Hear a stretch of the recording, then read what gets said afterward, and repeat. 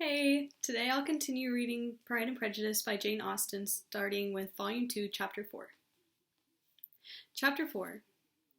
With no greater events than these in the Longbourn family, and otherwise diversified by little beyond the walks to Meryton, sometimes sturdy and sometimes cold, did January and February pass away. March was to take Elizabeth to Hunsford. She had not at first thought very seriously of going thither, but Charlotte, she soon found, was depending on the plan, and she gradually learned to consider it herself with greater pleasure as well as greater certainty. Absence had increased her desire of seeing Charlotte again, and weakened her disgust of Mr. Collins.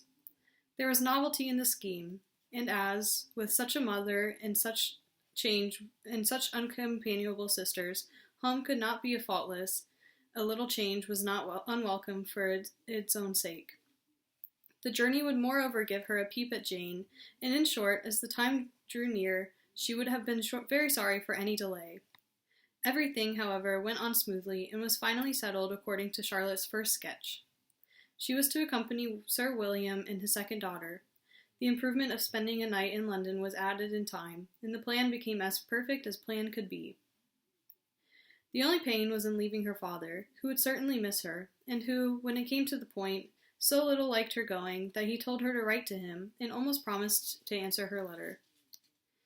The farewell between herself and Mr. Wickham was perfectly friendly, on his side even more. His present pursuit could not make him forget that Elizabeth had been the first to excite and to deserve his attention, the first to listen and to pity, the first to be admired, and in his manner of bidding her adieu, wishing her every enjoyment, reminding her of what she was to expect in Lady Catherine de Bourgh, entrusting their opinion of her, their opinion of everybody, would always coincide. There was a solicitude, an interest in which she felt must ever attach her to him with the most sincere regard, and she parted from him convinced that whether married or single, he must always be her model of the amiable and pleasing. Her fellow travelers the next day were not of a kind to make her think him less agreeable. Sir William Lucas and his daughter Maria, a good-humored girl, but as empty-headed as himself, had nothing to say that could be worth hearing, and were listened to with about as much delight as the rattle of the chase. Elizabeth loved absurdities, but she had known Sir William's too long. He could tell her nothing new of the wonders of his presentation and knighthood, and his civilities were worn out like his information. It was a journey of only 24 miles, and they began it so early as to be in Gracechurch Street by noon. As they drove to Mr. Gardiner's door, Jane was at a drawing-room window watching their arrival. When they entered the passage, she was there to welcome them, and Elizabeth, looking earnestly in her face, was pleased to see it healthful and lovely as ever. On the stairs were a troop of little boys and girls, whose eagerness for their cousin's appearance would not allow them to wait in the drawing-room, and whose shyness, as they had not seen her for a 12-month, preventing their coming lower. All was joy and kindness.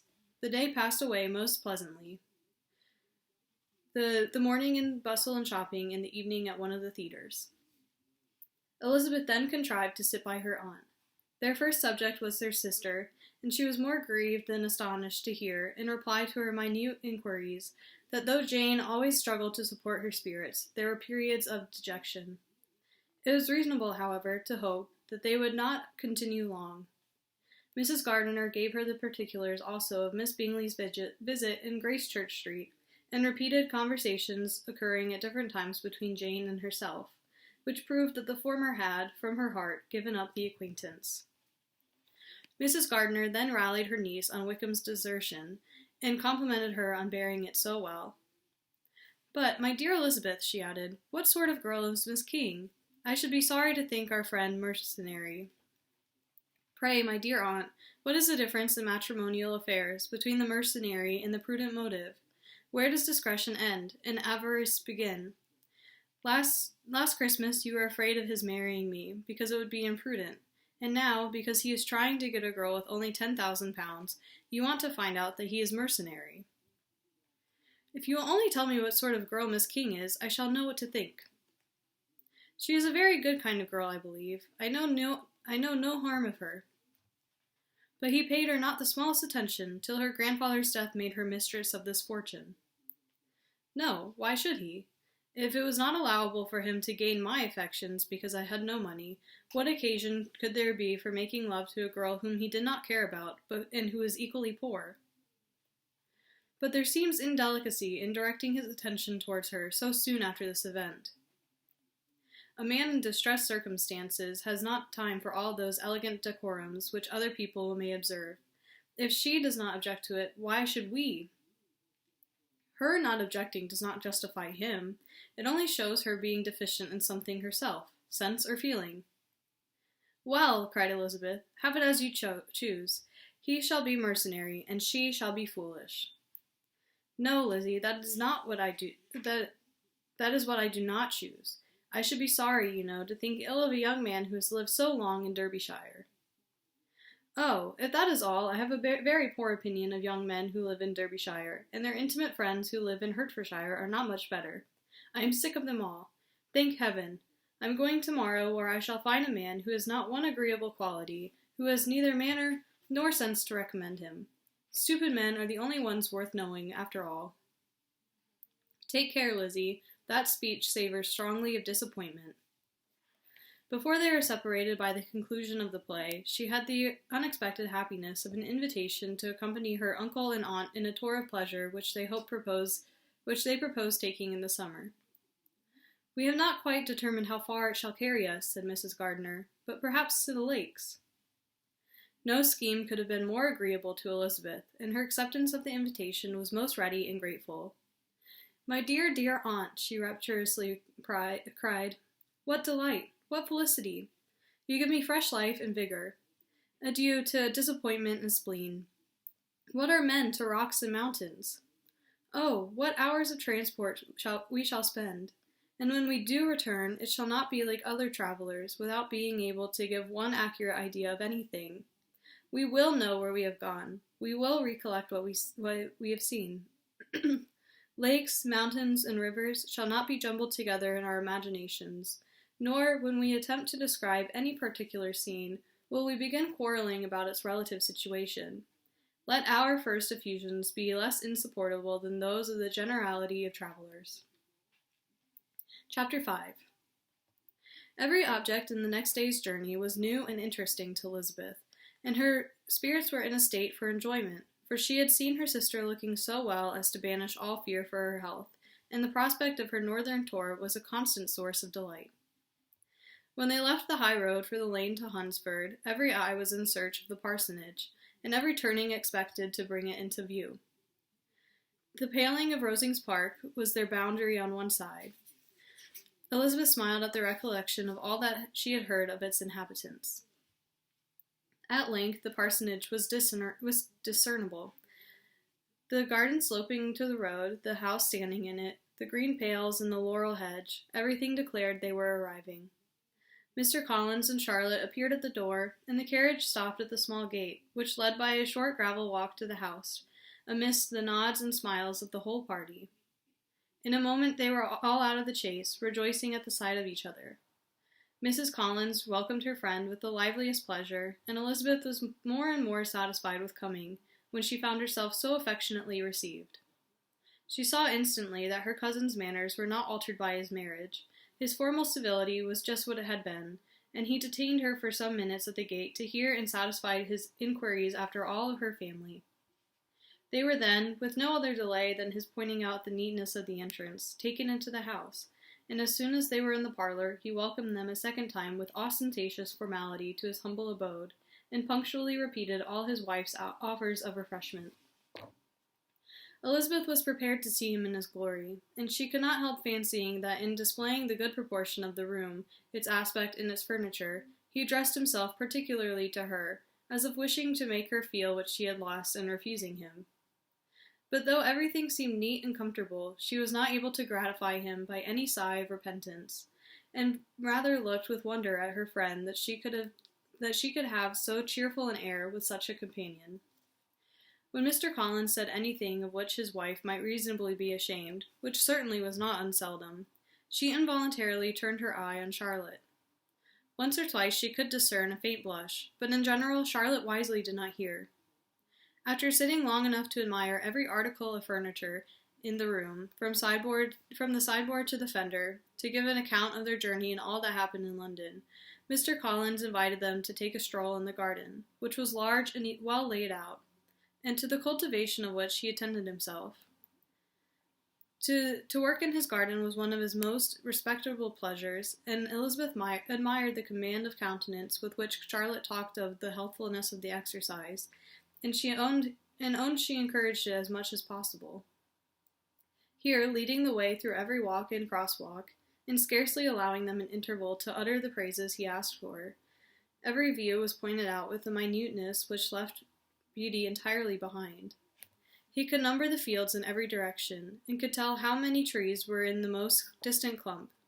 But of all the views which his garden, or which the county, or the kingdom could boast, none were to be compared with the prospect of Rosings, afforded by an opening in the trees that bordered the park nearly opposite the front of his house.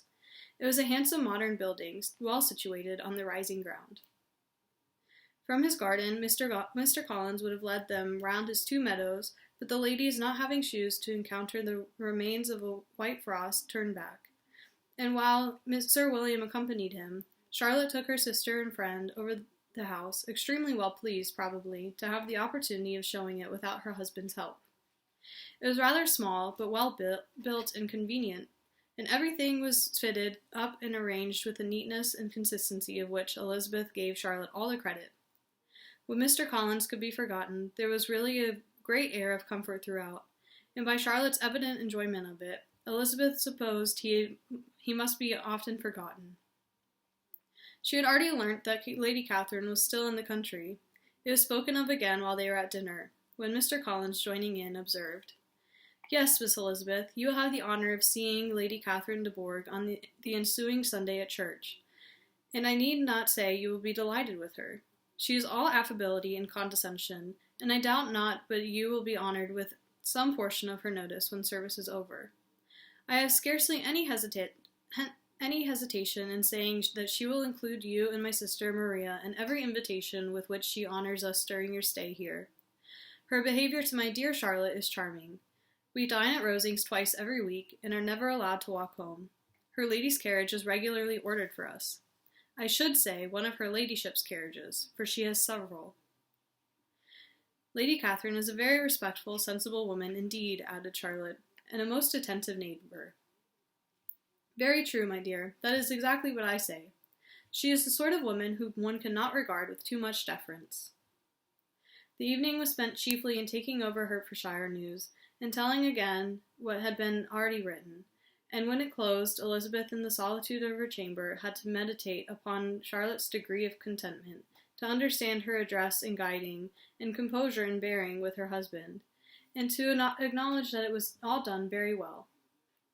She also had to anticipate how her visit would pass, the quiet tenor of their usual employments, the vexatious interruptions of Mr. Collins, and the gaieties of their intercourse with Rosings. A lively imagination soon settled it all.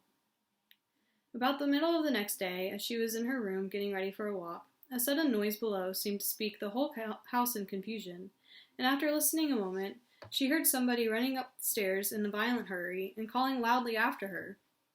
She opened the door, and met Maria in the landing-place, who, breathless with agitation, cried out, "Oh, my dear Eliza, pray make haste and come into the dining-room, for there is such a sight to be seen.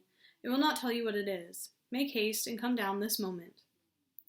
Elizabeth asked questions in vain. Maria would tell her nothing more, and down they ran into the dining-room, which fronted the lane, in quest of this wonder. It was 2 ladies stopping in a low phaeton at the garden gate. "And is this all?" cried Elizabeth. "I expected at least that the pigs were got into the garden, and there is nothing but Lady Catherine and her daughter."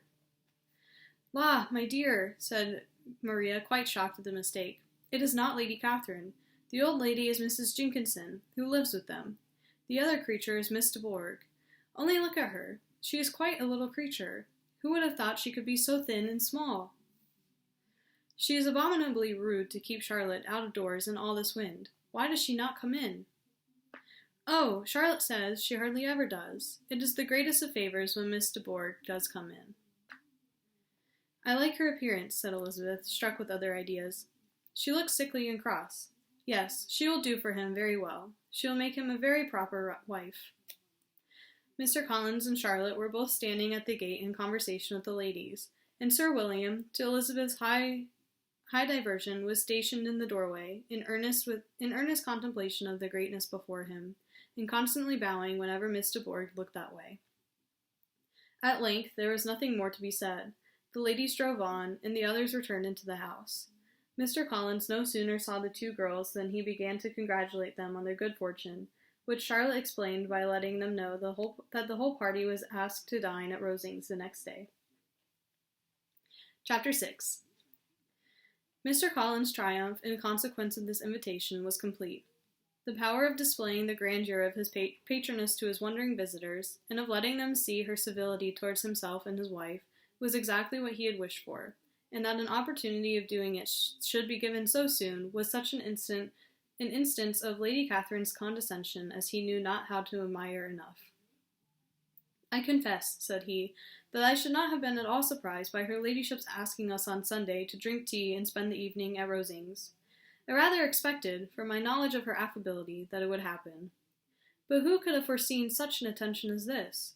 Who could have imagined that we should receive an invitation to dine there, an invitation, moreover, including the whole party, so immediately after your arrival?" "I am the less surprised at what has happened," replied Sir William, "from that knowledge of what the manners of the great really are, in which my situation in life has allowed me to acquire. About the court, which instances of elegant breeding are not uncommon. Scarcely anything was talked of the whole day or next morning, Scarcely anything was talked of the whole day or next morning but their visits to Rosings. Mr. Collins was carefully instructing them in what they were to expect, that the sight of the rooms, so many servants, and so splendid a dinner might not wholly overpower them. When the ladies were separating for the toilet, he said to Elizabeth, "Do not make yourself uneasy, my dear cousin, about your apparel. Lady Catherine is far from requiring that elegance of dress in us, which becomes herself and daughter. I would advise you merely to put on whatever of your clothes is superior to the rest. There is no occasion for anything more. Lady Catherine will not think the worse of you for having simply dressed. She likes to have the distinction of rank preserved." While they were dressing, he came 2 or 3 times to their different doors, to recommend their being quick, as Lady Catherine very much objected to be kept waiting for her dinner. Such formidable accounts of her ladyship, and her manner of living, quite frightened Maria Lucas, who had been so little used to company, and she looked forward to her introduction at Rosings, with as much apprehension as her father had done to his presentation at St. James's. As the weather was fine, they had a pleasant walk of about half a mile across the park. Every park has its beauty and its prospects, and Elizabeth saw much to be pleased with, though she could not be in such raptures as Mr. Collins expected the scene to inspire, and was but slightly affected by his enumeration of the windows in front of the house, and his relation of what the glazing altogether had originally cost Sir Louis de Bourgh. When they ascended the steps into the hall, Maria's alarm was every moment increasing, and even Sir William did not look perfectly calm. Elizabeth's courage did not fail her. She had heard nothing of Lady Catherine that spoke her awful from any extraordinary talents or miraculous virtue, and the mere stateliness of money and rank she thought she could witness without trepidation. From the entrance hall, of which Mr. Collins pointed out, with a rapturous air, the fine proportion and finished ornaments, they followed the servants through an antechamber to the room where Lady Catherine, her daughter, and Mrs. Jenkinson were sitting. Her ladyship, with great condescension, arose to receive them, and as Mrs. Collins had settled it with her husband that the office of introduction should be hers, it was performed in a proper manner, without any of those apologies and thanks which he would have thought necessary. In spite of having been at St. James's, Sir William was so completely awed by the grandeur surrounding him that he had but just courage enough to make a very low bow and take his seat without saying a word, and his daughter, frightened almost out of her senses, sat on the edge of her chair, not knowing which way to look. Elizabeth found herself quite equal to the scene, and could observe the 3 ladies before her composedly. Lady Catherine was a tall, large woman with strong with strongly marked features, which might once have been handsome. Her air was not conciliating, nor was her manner of receiving them, such as to make her visitors forget their inferior rank. She was not rendered formidable by silence, but whatever she said was spoken in so authoritative a tone as marked her self-importance, and brought Mr. Wickham immediately to Elizabeth's mind, and from the observation of the day altogether, she believed Lady Catherine to be exactly what he had represented. When, after examining the mother, in whose countenance and deportment she soon found some resemblance of Mr. Darcy, she turned her eyes on the daughter. She could have almost joined in Maria's astonishment at her being so thin and so small. There was neither in figure nor face any likeness between the ladies. Miss de Bourgh was pale and sickly. Her features, though not plain, were insignificant, and she spoke very little, except in a low voice, to Mrs. Jenkinson, in whose appearance there was nothing remarkable, and who was entirely engaged in listening to what she said, and placing a screen in the proper direction before her eyes. After sitting a few minutes, they were all sent to one of the windows to admire the view, Mr. Collins attending to them to point out its beauties, and Lady Catherine kindly informing them that it was much better worth looking at in the summer. The dinner was exceedingly handsome, and there were all the servants and all the articles of plate which Mr. Collins had promised, and, as he had likewise foretold, he took his seat at the bottom of the table, by her ladyship's desire, and looked as if he felt that life could furnish nothing greater. He carved and ate and praised with delighted alacrity, and every dish was commended, first by him, and then by Sir William, who was now enough recovered to echo whatever his son-in-law said, in a manner which Elizabeth wondered Lady Catherine could bear. But Lady Catherine seemed gratified by their excessive admiration, and gave most gracious smiles, especially when any dish on the table proved a novelty to them. The party did not supply much conversation.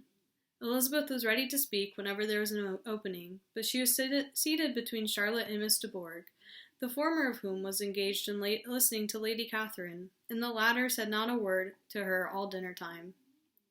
Mrs. Jenkinson was chiefly employed in watching how little Miss de Bourgh ate, pressing her to try some other dish, and fearing she were indisposed. Maria thought speaking out of the question, and the gentlemen did nothing but eat and admire. When the ladies returned to the drawing-room, there was little to be done but to hear Lady Catherine talk, which she did without any intermission till coffee came in, delivering her opinion on every subject in so decisive a manner as proved that she was not used to having her judgment controverted. She inquired into Charlotte's domestic concerns familiarly and minutely, and gave her She inquired into Charlotte's domestic concerns familiarly and minutely, and gave her a great deal of advice as to the management of them all, told her how everything ought to be regulated in so small a family as hers, and instructed her as to the care of her cows and her poultry. Elizabeth found that nothing was beneath this great lady's attention, which could furnish her with an occasion of dictating to others. In the intervals of her discourse with Mrs. Collins, she addressed a variety of questions to Maria and Elizabeth, but especially to the latter, of whose connections she knew the least, and who she observed to Mrs. Collins was a very gentle, pretty kind of girl. She asked her at different times how many sisters she had, whether they were older or younger than herself, whether any of them were likely to be married, whether they were handsome, where they had been educated, what carriage her father kept, and what had been her mother's maiden name. Elizabeth felt all the impertinence of her questions, but answered them very composedly. Lady Catherine then observed, "Your father's estate is entailed on Mr. Collins, I think. For your sake," turning to Charlotte, "I am glad of it, but otherwise I see no occasion for entailing estates from the female line. It was not thought necessary in Sir Louis de Bourgh's family. Do you play and sing, Miss Bennet?" "A little." "Oh, then some time or other we shall be happy to hear you. Our instrument is a capital one, probably superior to— You shall try it some day. Do your sisters play and sing?" "One of them does." "Why did not you all learn? You ought to all have learned. The Miss Webbs all play, and their father has not so good an income as yours. Do you draw?" "No, none at all." "What, none of you?" "Not one." That is very strange, but I suppose you had no opportunity. Your mother should have taken you to town every spring for the benefit of masters. My mother would have no objection, but my father hates London. Has your governess left you? We never had any governess. No governess! How was that possible? 5 daughters brought up at a home without a governess. I never heard of such a thing. Your mother must have been quite a slave to your education. Elizabeth could hardly help smiling as she assured her that that had not been the case. Then who taught you? Who attended to you? Without a governess, you must have been neglected. Compared with some families, I believe we were, but such of us as wished to learn never wanted the means. We were always encouraged to read and had all the masters that were necessary. Those who chose to be idle certainly might. Aye, no doubt, but that is what a governess will prevent, and if I had known your mother, I should have advised her most strenuously to engage one. I always say that nothing is to be done in education without study and regular instruction, and nobody but a governess can give it. It is wonderful how many families I have been the means of supplying in that way. I am always glad to get a young person well placed out. 4 nieces of Mrs. Jenkinson are most delightfully situated through my means, and it was but the other day that I recommended another young person, who was merely accidentally mentioned to me, and the family are all quite delighted with her. Mrs. Collins, did I tell you of Lady Metcalfe's calling yesterday to thank me? She finds Miss Pope a treasure. Lady Catherine, said she, you have given me a treasure. Are any of your younger sisters out, Miss Bennet? Yes, ma'am, all. All? What, all 5 out at once? Very odd, and you only the second. The younger one's out before the elder are married. Your younger sisters must be very young? Yes, my youngest is not 16. Perhaps she is full young to be much in company. But really, ma'am, I think it would be very hard upon younger sisters that they should not have their share of society and amusement, because the elder may not have the means or inclination to marry early. The last born has as good a right to the pleasures of youth as the first, and to be kept back on such a motive, I think it would not be very likely to promote sisterly affection or delicacy of mind. Upon my word, said her ladyship, you give your opinion very decidedly for so young a person. Pray, what is your age? With 3 younger sisters grown up, replied Elizabeth, smiling, your ladyship can hardly expect me to own it. Lady Catherine seemed quite astonished at not receiving a direct answer, and Elizabeth suspected herself to be the first creature who had ever dared to trifle with so much dignified impertinence. You cannot be more than 20, I am sure, therefore you need not conceal your age. I am not 1 and 20. When the gentlemen had joined them and tea was over, the card tables were placed. Lady Catherine, Sir William, and Mr. and Mrs. Collins sat down to quadrille, and as Miss de Bourgh chose to play at casino, the 2 girls had the honor of assisting Mrs. Jenkinson to make up her party. Their table was superlatively stupid. Scarcely a syllable was uttered that did not relate to the game, except when Mrs. Jenkinson expressed her fears of Miss de Bourgh's being too hot or too cold, or having too much or too little height. A great deal more passed at the other table. Lady Catherine was generally speaking, stating the mistakes of the 3 others, or relating some anecdote of herself. Mr. Collins was employed in agreeing to everything her ladyship said, thanking her for every fish he won, and apologizing if he thought he won too many. Sir William did not say much. He was storing his memory with anecdotes and noble names. When Lady Catherine and her daughter had played as long as they chose, the tables were broken up, the carriage was offered to Mrs. Collins, gratefully accepted, and immediately ordered. The party then gathered round the fire to hear Lady Catherine determine what weather they were to have on the morrow. From these instructions they were summoned by the arrival of the coach, and with many speeches of thankfulness on Mr. Collins' side, and as many bows on Mr. Williams, they departed. As soon as they had driven from the door, Elizabeth was called on by her cousin to give her opinion of all that she had seen at Rosings, which, for Charlotte's sake, she made more favorable than it really was. But her commendation, though costing her some trouble, could by no means satisfy Mr. Collins, and he was very soon obliged to take her ladyship's praise into his own hands. That's the end of chapter 6. We'll continue with chapter 7 in the next video.